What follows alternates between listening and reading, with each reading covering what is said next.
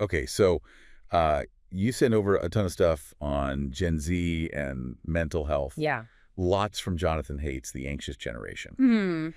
It seems like you're really trying to understand why teens today are so anxious. Right. And, more importantly, what we can actually do about it. Yeah, it's a question a lot of people are grappling with, and Ah. Haidt's book offers some really interesting insights. Okay. What's fascinating is how he frames this whole issue. Yeah. He talks about Gen Z as the first generation to grow up on Mars. Not literally, of course. Right, not literally, but Okay. he uses this analogy to describe the digital environment they're immersed in. Mm. Imagine raising your kids on Mars.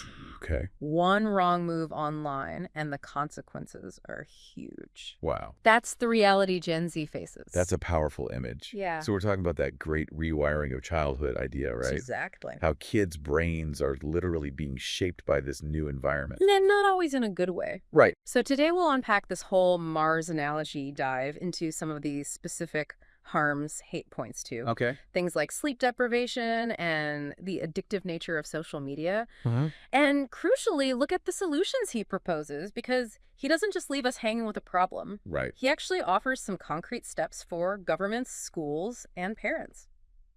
Well, that's good. Ready to deep dive? Absolutely. Let's do it. Okay, so let's start with this Mars analogy. Okay. Haidt asks us to imagine what it would be like to raise kids on Mars where even small mistakes could be fatal. Hmm. It's a metaphor for the unforgiving nature of the internet, especially social media. So like one awkward post, one embarrassing photo, and it's out there forever. Exactly. It's like cracking your spacesuit visor on Mars. Oh, well. One mistake, and the consequences can be devastating. Yeah. And the point is, our brains just weren't wired for this. Right. We evolved for a world of face-to-face interaction Uh-huh. where social feedback was immediate but less permanent. So there's room for error. You could smooth things over, apologize, learn from your mistakes. Right, but online, everything is amplified and the stakes feel so much higher. Yeah. And this is particularly problematic for teenagers whose brains are still developing. Right. They're more sensitive to social rewards and punishments and more vulnerable to the addictive nature of technology. Which brings us to Haidt's point about the shift from a play-based childhood to a phone-based childhood. Right. You know, as a kid, I spent hours outside building forts, riding bikes, just playing. Yeah. But kids today are glued to their phones. Yeah. And that shift happened really quickly. Yeah, it did. Haidt points out that by 2015, over 70% of American teens had smartphones. Wow. Think about that. That's a lot. Constant access to the internet, social media games, Yeah. and this never-ending stream of notifications. It's like they're constantly plugged into this alternate reality. And that's having a huge impact on their mental health. Right. Haidt identifies 4 core harms that he believes are at the heart of the Gen Z mental health crisis. Okay, let's unpack those. Okay. What's the first one? The first is social deprivation. Okay. Kids are spending less time interacting face-to-face, Mm-hmm. engaging in those real-world experiences that are so crucial for developing social skills, empathy, and emotional regulation. Right, because they're on their phones instead. Hey. He calls smartphones and tablets experience blockers. Right, exactly. They're missing out on all those messy, spontaneous interactions Yeah. that help us learn how to navigate the social world. Right. It's like they're getting a truncated version of childhood. And what's the second harm? Sleep deprivation. Okay. This one probably hits home for a lot of parents. Yeah, probably. We're seeing a huge increase in teens who aren't getting enough sleep. And Haidt links that directly to technology use, right? Absolutely. Yeah. He cites data from the Monitoring the Future survey, Oh. showing that teens are getting less than 7 hours of sleep a night, and he directly connects this to increased technology use. Right. They're up late, scrolling through social media, playing games, watching videos. Which is a problem because teens actually need more sleep during puberty, not less. Right. It's a time of massive brain development. It is. So they're being hit with a double whammy. Yeah. They're getting less sleep when they need it most. Right. And that lack of sleep is making them even more vulnerable to anxiety and depression. The third harm is attention fragmentation. Okay. All those distractions from notifications, messages, the endless scroll, Right. it's rewiring their brains for shorter attention spans. Oh. Haidt tells this story about MBA students who kept checking their vibrating phones during class even though they knew they should be paying attention to the lecture. It's like their brains are being trained to jump from one thing to the next, never really focusing on anything deeply. Exactly. And that's got to have implications for their learning their relationships, everything. And finally, there's addiction. The way many apps are designed, especially social media platforms, they exploit the dopamine rush we get from likes, comments, and social validation. It's like they're hooked on those little hits of dopamine. Exactly. Haidt uses the analogy of slot machines. Oh, yeah. You keep pulling the lever, hoping for that next reward. Right. And he cites those internal Facebook documents, the Facebook files, revealing that the company knew about the addictive potential of their platform and intentionally used these techniques to hook users, especially teenagers. It's pretty disturbing when you think about it. It is. He even quotes Sean Parker, Facebook's first president, who said, "God only knows what it's doing to our children's brains." Yeah, a pretty stark admission Yeah. that these companies were prioritizing engagement over the well-being of their users. Okay, so we've got these 4 foundational harms. Right. Social deprivation, sleep deprivation, attention, fragmentation, and addiction. But Haidt also points out that these harms don't affect all teens equally. There's a real gendered impact here, right? Absolutely. Let's start with how social media might be disproportionately affecting girls. Okay. Haidt argues that the constant pressure to present a perfect online self can be particularly harmful to girls who are already navigating the complexities of puberty and social dynamics. So you've got all these images of perfect bodies, perfect lives. Right. And it's easy to start comparing yourself and feeling inadequate. Right. And Haidt cites research showing that depression is more contagious among women. Interesting. Meaning that girls who are exposed to negative or depressing content online are more likely to experience those emotions themselves. It's like this negative feedback loop. Exactly. And he also shares that story about Alexis Spence, the young girl who became obsessed with Instagram. Yeah, it's a heartbreaking example It is. of how social media can take over someone's life, especially during those vulnerable teenage years. But it's not just girls who are struggling, right? Right. Boys are facing their own set of challenges in this phone-based childhood. That's right. Haidt talks about the failure to launch trend among boys, where they're having difficulty transitioning into adulthood. And he points to the rise of hikikomori in Japan. What's that? Which is this phenomenon where young men withdraw completely from society, often spending all their time in their rooms online. It's like they're retreating into the virtual world. And Haidt suggests that for some boys, the virtual world might actually be more appealing than the real world. They might find more control, more accomplishment, more connection in online gaming communities or virtual worlds than they do in their offline lives. Especially if they're struggling with school, social anxiety, or a lack of opportunities in the real world. Exactly. And he also talks about the potential role of video games and pornography. How these can be particularly problematic for some boys, contributing to addiction, social isolation, and distorted views of relationships. A really complex issue. It is. Now, I want to touch on something that really resonated with me. Haidt's discussion of the spiritual dimension of this crisis. This is where he goes beyond just screen time. And talks about how this constant immersion in the digital world can actually lead to a kind of spiritual degradation. That's a strong word. It is. What does he mean by that? Well, he argues that the virtual world just doesn't offer the same kind of spiritual nourishment that we get from real-world experiences. It lacks those sacred spaces and quiet time that allow for contemplation and connection to something larger than ourselves. So like you're saying, are kids missing out on those moments of quiet reflection, that connection to something bigger than themselves because they're constantly plugged in? That's exactly right. I know I feel that way sometimes. Like I'm so bombarded with information and stimulation that I never have time to just be. Right, and he also points out that social media, with its focus on self-presentation and social comparison, can actually hinder self-transcendence, that ability to connect to something beyond our own ego and desires. It's like we're constantly trapped in our own heads, worried about how we're being perceived. Rather than experiencing the world and connecting with others on a deeper level. It's almost like a form of digital narcissism. And then there's the constant exposure to judgment and negativity online. It's hard to cultivate a sense of peace and well-being when you're constantly bombarded with negativity. So it's a pretty bleak picture. It is. But Haidt doesn't just leave us with a sense of despair. No, he doesn't. He actually offers an antidote. Awe. Awe. Awe, right?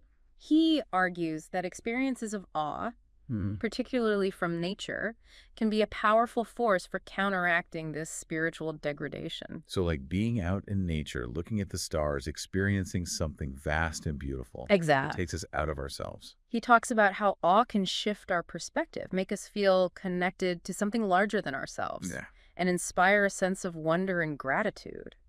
He even recommends something he calls awe walks. Going for walks in nature without your phone.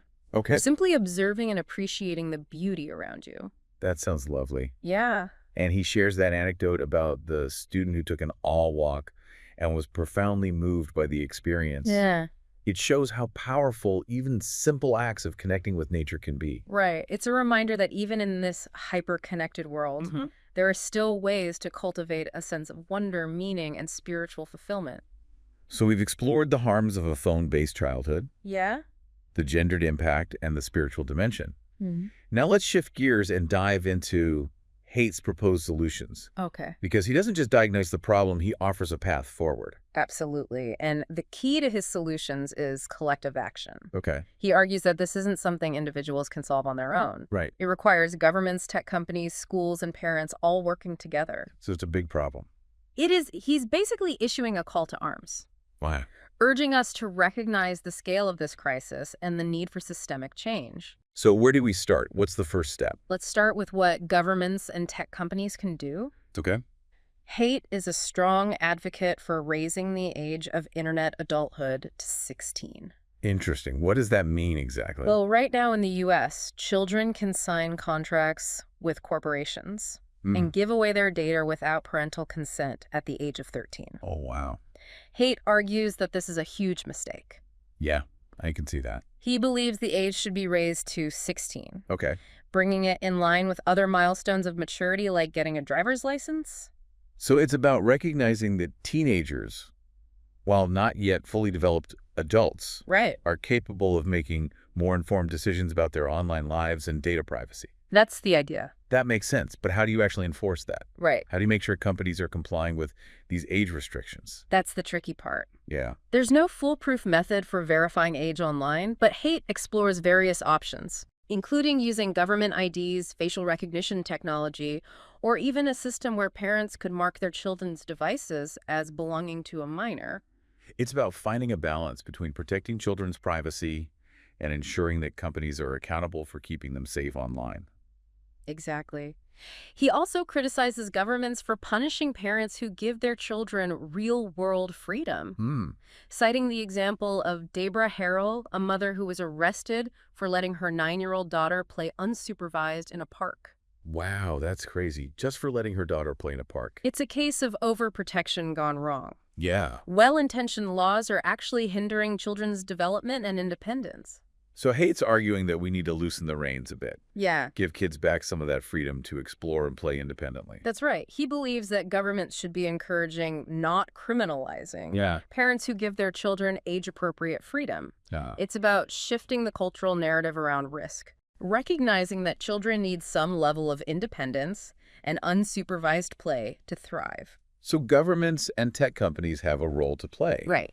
But what about schools? Yeah. What can they do to address this crisis? Haidt is a strong proponent of phone-free schools. Okay. He believes that smartphones have no place in the classroom and that schools should implement policies to keep them out. So like no phones allowed. He cites research showing that students in phone-free schools perform better academically. Oh, interesting. And experience less anxiety. It's about creating an environment where students can focus on learning and interacting with each other. Yeah. Without the constant distraction of their phones. Exactly. And he also advocates for increasing recess and free play. Okay. Recognizing the importance of physical activity and unstructured social interaction for children's development. Yeah, I remember recess. He mentions the play club model where schools stay open after hours.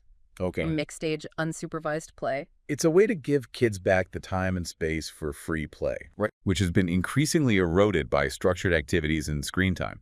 Right. And finally, he suggests that schools assign the Let Grow project. What's that? It's a homework assignment that encourages children to do something independently. Yeah. like walking the dog, making a meal, or running an errand. It's about fostering a sense of self-reliance and competence. Yeah. Counteracting the overprotection that many kids experience today. Exactly. So we've covered governments, tech companies, and schools. Okay. Now let's talk about the role of parents. Okay. What can they do to raise healthy, resilient kids in this challenging digital landscape? I think this is where a lot of our listeners are really going to lean in. Yeah. They want to know what they can do at home to make a difference. And Haidt offers a wealth of advice for parents. Okay, good. It all boils down to being intentional and setting clear boundaries. Okay, give us the specifics. Okay. What are some of his key recommendations? His first and perhaps most important piece of advice is to delay giving children smartphones until high school. Wow. So no phones until high school. He wants to give kids a longer childhood on Earth, as he puts it. Right. Allowing them to develop their social skills, emotional regulation, and sense of self in the real world before immersing them in the virtual one. I can imagine that's a tough one for parents. Yeah. There's so much pressure to give kids phones these days. Right. Especially as they get older and want to keep up with their friends. He acknowledges that it's a challenge, but he believes it's essential for their well-being. So no smartphones until high school. What else? He also advocates for limiting total screen time. Okay. He points to the Quebec government's recommendations as a helpful guide. What do they recommend? They recommend no more than 2 hours per day of recreational screen time for children aged 6 to 12. With a focus on educational content and parental supervision. Okay, that's a concrete guideline, 2 hours a day, max. It's about recognizing that screen time has an opportunity cost. It takes away from other valuable activities like playing, reading, spending time with family, and engaging in real-world experiences. Right. If they're on their screens, they're not doing other things that are important for their development. Exactly. What about social media? Any advice on that front? Haidt urges parents to delay the opening of social media accounts until 16, allowing teens to navigate the most vulnerable years of puberty without the added pressure of social media. That makes sense. Those teenage years are tough enough as it is. They are. It's about giving them time to develop a strong sense of self before exposing them to the constant comparison and judgment that social media often fosters. So no social media until 16. What else can parents do? He also encourages parents to foster real-world connections and independence. This means creating opportunities for kids to play with other kids, explore their neighborhood, and engage in activities that build their confidence and sense of agency. He even mentions the concept of playborhoods. What are those? Where neighbors work together to create child-friendly environments where kids can play freely.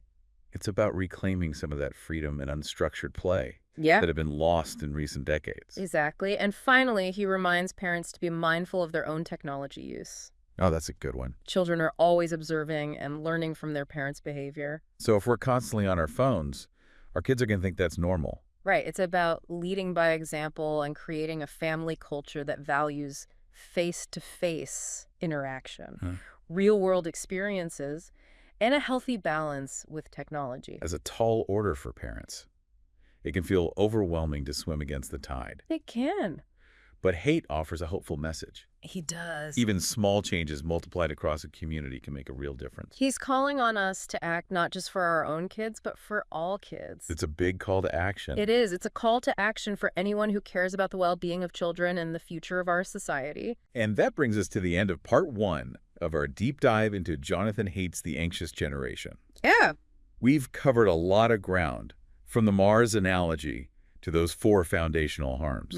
The gendered impact, the spiritual dimension, and the start of Haidt's proposed solutions. In part 2, we'll delve deeper into those solutions and explore some of the practical steps we can take as individuals, families, and communities to address this crisis. So stay tuned for part 2.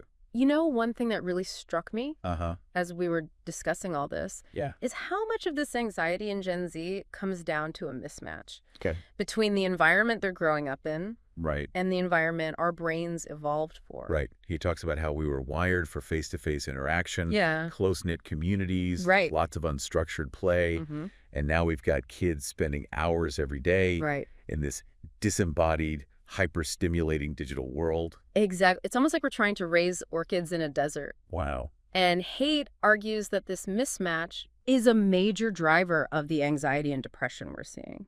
it makes me think about how different the social landscape is for kids today. Yeah. When I was growing up, my social world was pretty limited. Right. My family, my friends, my classmates. Yeah. But now kids are bombarded with social information from all over the world. Right. Often from influencers and celebrities. Yeah. Who are presenting these carefully curated online personas. It's like their social compass has gone haywire.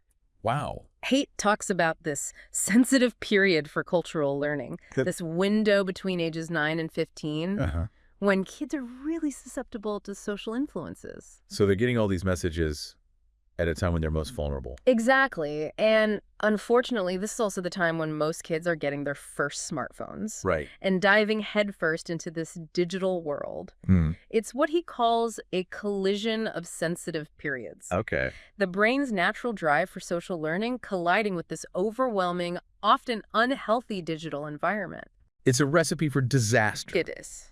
No wonder we're seeing such a sharp rise in anxiety and depression among teens. And it's not just the digital world that's contributing to this anxiety. Okay. Haidt also criticizes what he calls safetyism. Okay. This obsession with protecting kids from every possible harm.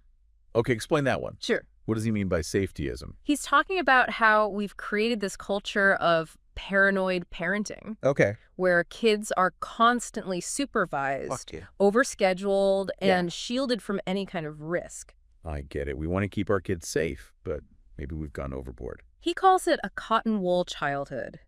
This idea that we're wrapping kids up in this protective cocoon, preventing them from experiencing the challenges and setbacks that are actually essential for growth and resilience. So it's almost like we're making them more fragile, not less, by trying to protect them from everything. That's his argument. He even cites research showing that kids who engage in risky play, like climbing trees or building forts, are less likely to develop anxiety disorders later on. It seems counterintuitive, It does. but it kind of makes sense. It's like they're building up their immunity to anxiety by exposing themselves to small doses of risk. Right, and he also talks about the importance of free play. Okay. That unstructured, child-directed play, where kids can use their imagination, create their own rules, and navigate social dynamics on their own. It's the kind of play we all engaged in as kids. Building forts, playing tag, making up games. Exactly. But free play has been on the decline for decades. I would agree with that, Replaced by structured activities, screen time, and this constant adult supervision. And Haidt argues that this is a huge loss because this kind of play is crucial for developing social skills, creativity, problem-solving abilities, and emotional regulation. You know, it makes me think about how much time my kids spend in front of screens. Yeah. Maybe I need to be more intentional about giving them more unstructured time.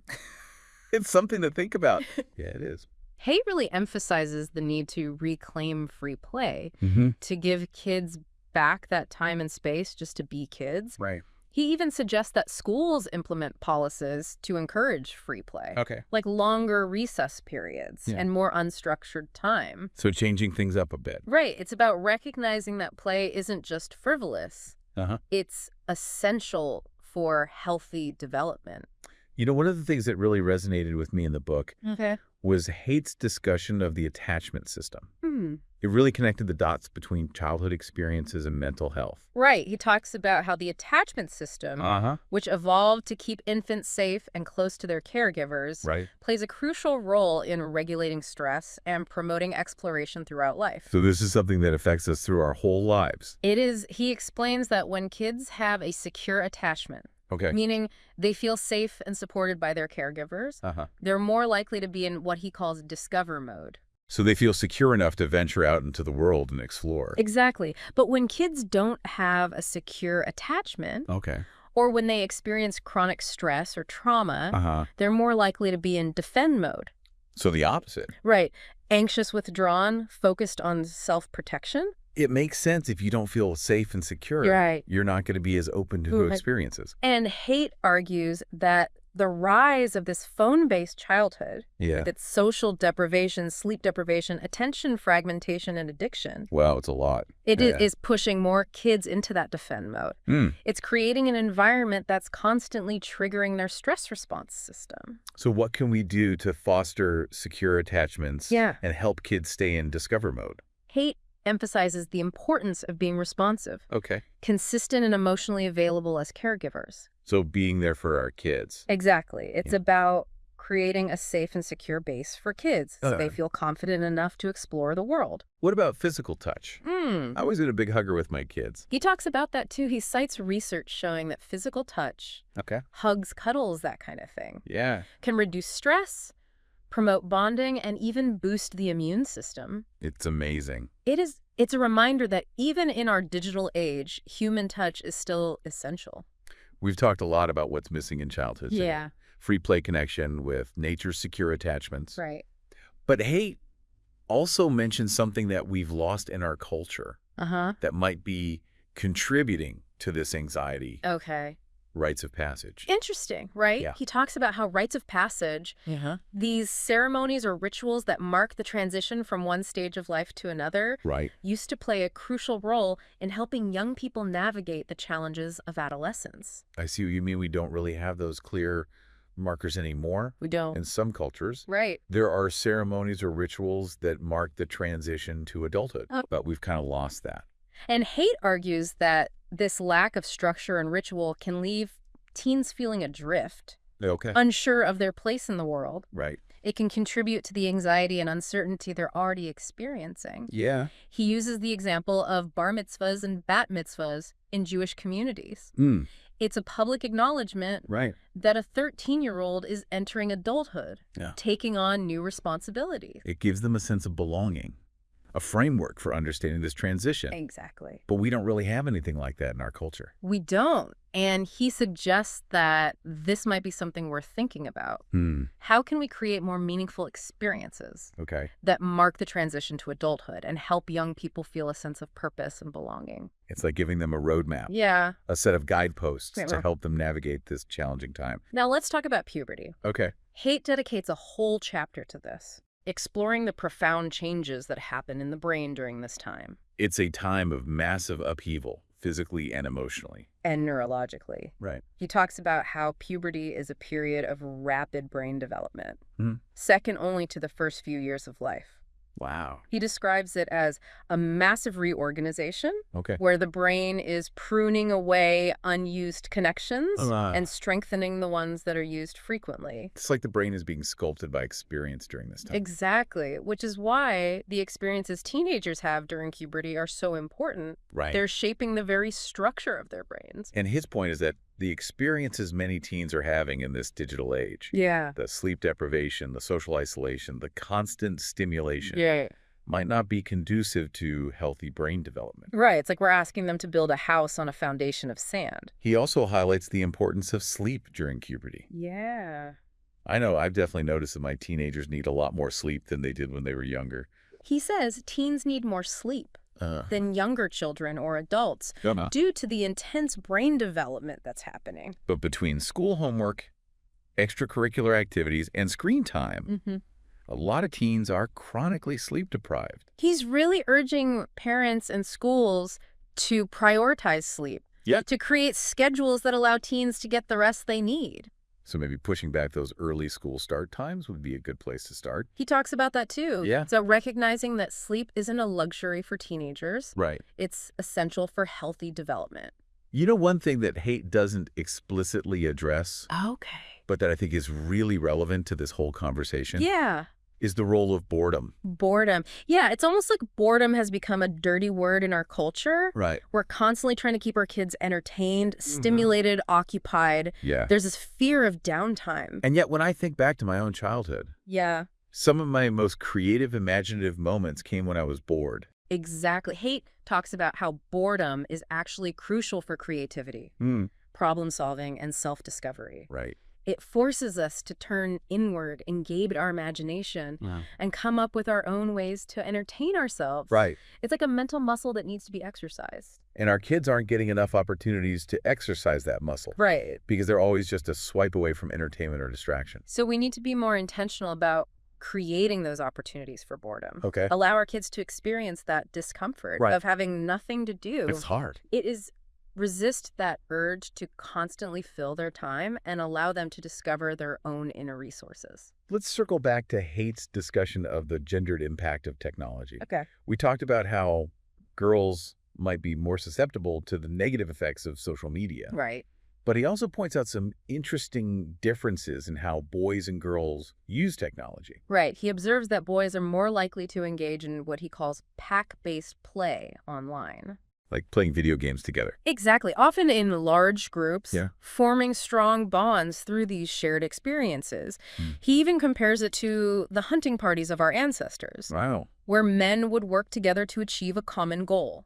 So this kind of online gaming, while it has its downsides, Yeah. can actually be beneficial for boys, helping them develop social skills, teamwork, and a sense of belonging. That's his point, and it underscores the complexity of this issue. Right. Technology can be both harmful and beneficial.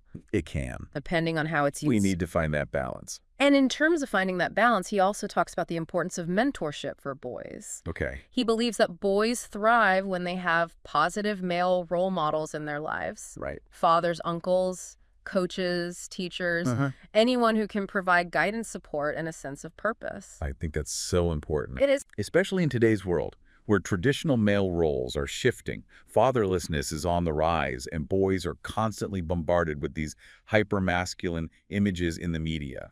He doesn't offer specific solutions for increasing mentorship opportunities, Right. but it's something to consider. Yeah, it is. Maybe we can create programs that connect boys with positive male mentors or encourage fathers to be more involved in their sons' lives. It's about recognizing that boys need guidance and support just as much as girls do. You know, one thing I found particularly thought-provoking Yeah. was Haidt's discussion of anomie. Anomie, refresh my memory. It's a term that was coined by Emil Durkheim, a sociologist. Okay. It describes a state of normlessness or social disintegration. Okay, I'll make you. Haidt argues that the rise of this phone-based childhood, Right. with its emphasis on individualism, instant gratification, and virtual connection, is contributing to anomie among young people. Okay. They're losing their sense of belonging, their connection to something larger than themselves. It's like they're adrift, unmoored from any sense of meaning or purpose. And that can lead to feelings of alienation, isolation, and despair. Right. Haidt doesn't offer any easy solutions for this, Okay. but he raises it as a critical issue that we need to be aware of. So it's a problem. We need to find ways to foster a sense of community purpose and belonging for young people. Where do we even begin to address something like that?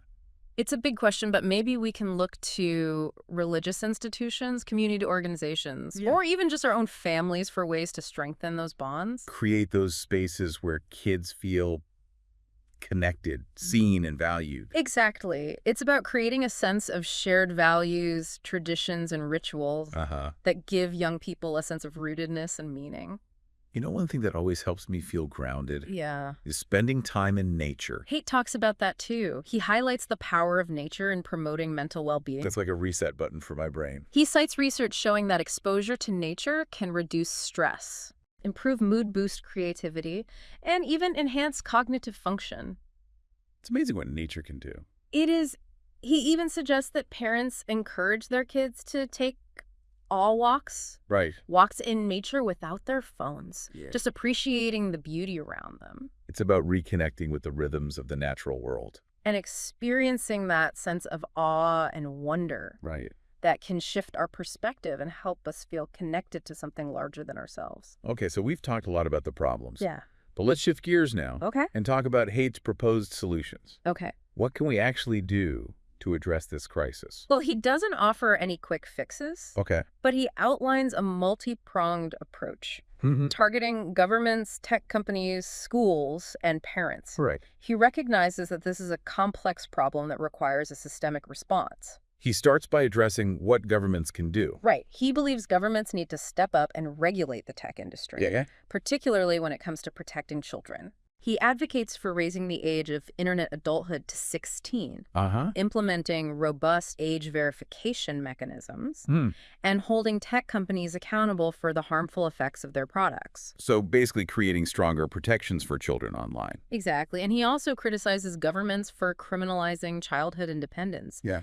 bringing up that example of Deborah Harrell. Right. The mother who was arrested for letting her daughter play unsupervised in a park. He's saying we need to shift our cultural narrative around risk. Yeah. Allow children more freedom to explore and play independently. And even suggests that governments could implement policies to encourage free play. Okay. Like creating more public spaces designed for children. Okay, what about tech companies? Yeah. What role do they play in all this? Haidt argues that tech companies need to take responsibility for the harmful effects of their products. So not just focusing on engagement and profits, Right. but actually prioritizing the well-being of their users. Exactly. He calls on them to implement age-appropriate design features. Okay. To make it harder for children to access harmful content and to prioritize user well-being over engagement. Right. He even suggests that they could collaborate with researchers to develop tools and resources that promote healthy technology use. What about schools? They're on the front lines of this crisis. Haidt is a strong advocate for phone-free schools,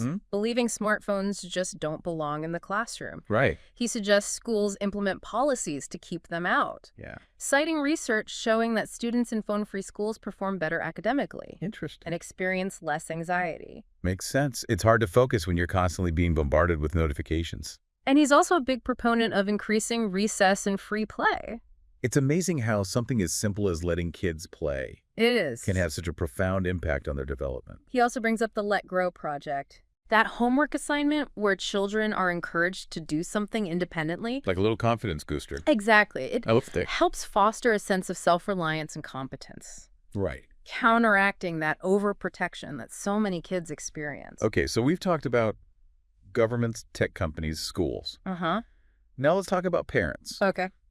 I think a lot of our listeners are probably wondering, what can I do? Right. How can I help my kids navigate this digital landscape? And this is where Haidt offers a wealth of practical advice. Okay. It all comes down to being intentional and setting clear boundaries. Okay. Remember his first and most important piece of advice. Yeah. Delay giving children smartphones until high school. No phones until high school. Right. He also advocates for limiting total screen time. Okay. Using those Quebec government recommendations as a guideline. Right. So no more than 2 hours per day of recreational screen time for kids aged 6 to 12. Right. With a focus on educational content and parental supervision. He also encourages parents to delay social media accounts until 16. Okay. Giving teens time to develop a strong sense of self. Right. Before exposing them to all that comparison and judgment online. And it's not just about limiting screen time. Right. It's about what we're replacing that screen time with. Exactly. Haidt emphasizes the importance of fostering real-world connections and independence. Exactly. Create opportunities for kids to play with other kids, explore their neighborhood, engage in activities that build confidence and a sense of agency. Right. He even mentions those playborhoods, where neighbors work together to create child-friendly environments where kids can roam freely. It's about giving kids back some of that freedom and unstructured play that had been lost in recent decades. It is. And finally, he reminds parents to be mindful of their own technology use. Oh, that's a good one. Yeah. Lead by example, right? If we're constantly on our phones, our kids will learn that that's normal. It's about creating a family culture that values face-to-face interaction, real-world experiences, and a healthy balance with technology. It sounds like a lot, but Haidt's message is ultimately one of hope. Right. Even small changes multiplied across a community can make a real difference. Right. It's about coming together as a community. It is. It's call to action, not just for parents, but for all of us who care about the well-being of children and the future of our society. It's a big challenge. It is. It's about reclaiming childhood, not just for Gen Z, but for all of us. Rediscovering the joy of play, the importance of human connection, and the power of a life lived in balance with technology. As we wrap up this deep dive into the anxious generation, what really sticks with me is Haidt's point about collective action. He's not letting anyone off the hook here. He's saying this isn't just a problem for parents or teachers or even tech companies to solve. It's on all of us. It is. He makes this really powerful comparison to the bystander effect. You know, that phenomenon where people are less likely to help someone in trouble if there's a crowd around? Right. Like everyone assumes somebody else has already called 911. Exactly. And Haidt argues that we're seeing a similar kind of bystander effect when it comes to Gen Z's mental health. We see the problem. We know it's serious, but we assume someone else is handling it. So we all just stand around paralyzed by inaction. Yeah. Even though together we could actually make a difference. He's urging us to break free from that paralysis, to step up and demand change.